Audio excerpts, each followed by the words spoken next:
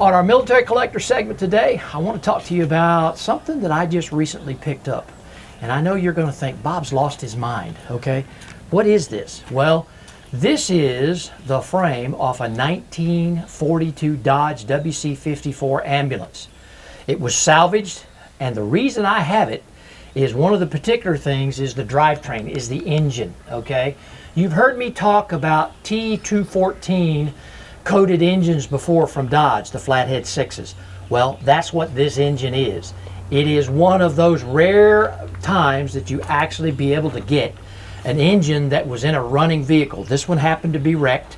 It fell off a trailer, and I was lucky enough to be able to salvage this because what I wanted is I want that engine off of here. Again, this engine runs. I know it doesn't look like much right now, but it does.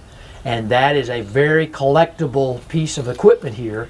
Now, I'm considering, because you've seen on previous segments here on Military Collectors, I've got a Dodge Carry All that I'm restoring, 1942 Dodge WC53.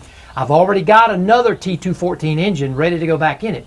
But what I'm considering is I'm considering repainting this engine because this engine has less than 500 miles on it. Again, I know it doesn't look like much. It's not the way I keep my things, but that's okay. This engine right here is, again, a Dodge T214. The drivetrain is all complete. Everything was rebuilt down to even the steering gearbox, okay? So I have options.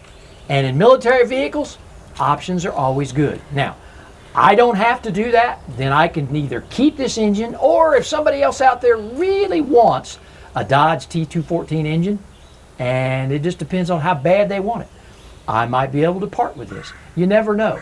So, on our segment this week, again, check out all of our preferred vendors out there. If you're looking for parts, whether they're used, new, old stock, or they're reproduction, I am sure that if you have a military vehicle, the guys that I go to who help me are out there for you as well. And there's one other I got to put a shout out.